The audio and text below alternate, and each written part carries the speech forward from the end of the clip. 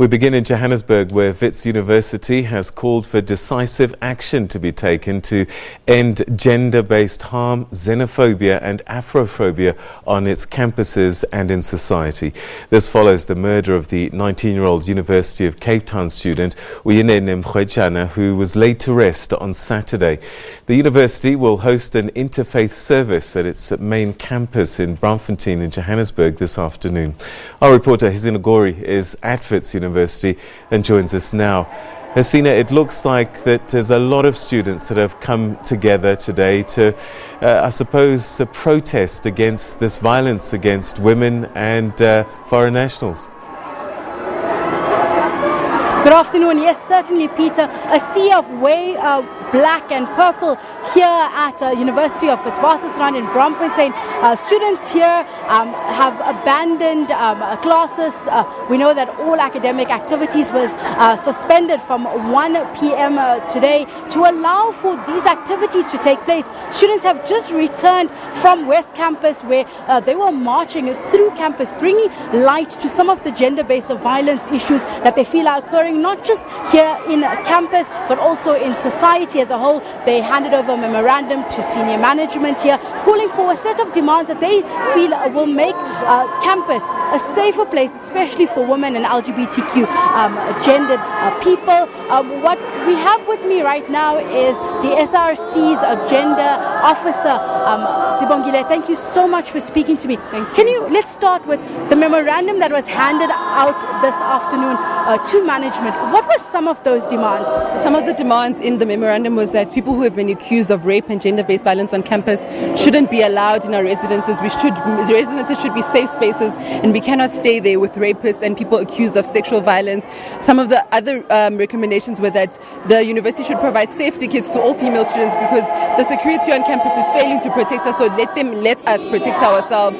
We're also saying that the university should take a more victim-centered approach to all the gender investigation processes, that a victim shouldn't have to perform her pain and show her pain every time she goes through something, that the victim should be believed and prioritized always, and it should be the job of the perpetrator to show that he is in fact innocent or guilty of whatever he is accused of. I know some of the other demands were practical ones. Can you talk to me around that? Do you feel that Wits has created a safe haven for females and every student here? So I think Wits and just the country in general at the moment is not a safe space for any woman around.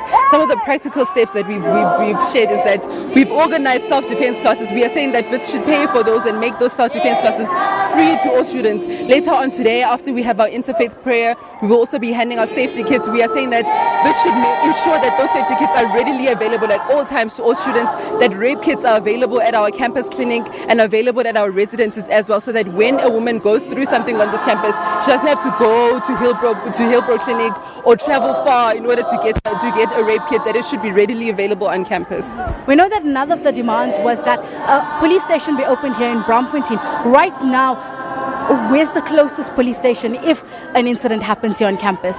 So the closest police station is in Hillbrow, which means that a student would have to travel all the way from Braamfontein to Hillbrow, would have to experience the trauma all the way from Braamfontein to Hillbrow. And as we know, Hillbrow has historically been an unsafe area, so the victim is then re-traumatized when they're going to report their case. So a police station in Braamfontein would not only be beneficial to Wits students, but there are other small colleges around the area, so that police station should be readily available to service all of the students in this area. As a student here at Wits and a female in this country, what more needs to be done, both by government but each individual as well? I think, one, believing the victim. I think having the victim have to re-traumatize herself and tell her story over and over and over again is the exact reason why a lot of women don't come forward. It's the fact that you have to explain your pain to every single person. You are continuously doubted. You are continuously blamed of trying to destroy the lives of all of these males that we report. And as we know, statistically, it's only 1 to 9% of rape cases that are reported that are actually false. So why should it be then on the burden of the victim to explain her pain over and over again? I think, like I said earlier on, there needs to be a victim-centered approach to all cases of rape and gender-based violence. The victim needs to be prioritized. The process needs to go the way that the victim wants it to go. If the victim chooses not to pursue a formal process as it is in this university, then she can just report the victim, she can just report the perpetrator, and he's called in and reprimanded, it shouldn't be that she has to sit in the same room or sit in the same courtroom as the perpetrator and continue to be intimidated by him every single time she wants justice to be done. We know today that academic activity was suspended since 1 p.m. We know there was a sit-in earlier today. What are some of the other events that are planned around this issue? We know it's gender-based violence, but also Afrophobia and Xenophobia. So what are some of the other activities that we can look forward to and see going forward? So after this march that we just had, we're going to have an interfaith prayer session where we have rabbis and priests and all religious leaders from different religious sectors coming together and praying with all the students, praying for all of the issues that this country faces, not just rape and not just gender-based violence or femicide, but also xenophobia. We have issues of racism, we have issues of dire poverty that people are facing in this country. So we're coming together as a student body to pray. Thereafter we will, like I said, be lighting candles for all of the women who have died at the hands of men, especially in this year and in recent times. And then thereafter we'll be handing out safety kits to all female students that are available, and we'll be showing them how to use them just to be more protected and to be able to defend themselves against perpetrators. Thank you so much. That was SRC Sibongile speaking to us at the Great Hall here after a march was taking place from right here to West Campus and then back.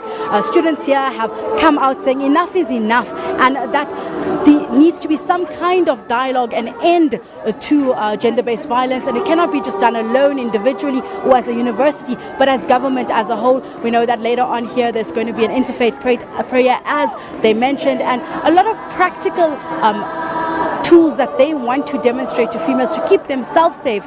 We know that this kind of activity is not just happening at Witwatersrand University, but also across the country. We know UKZN has also suspended their classes today to allow for these demonstrations and marches to take place.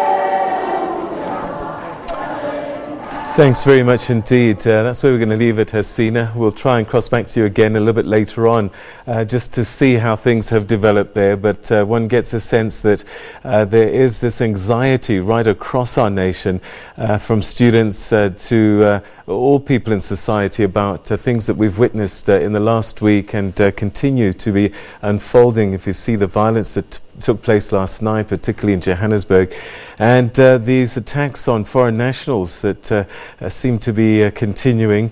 Just looking at social media, there's another woman, Natasha, who's sadly trending because she's been found after being missing for a number of weeks now, and she was killed as well.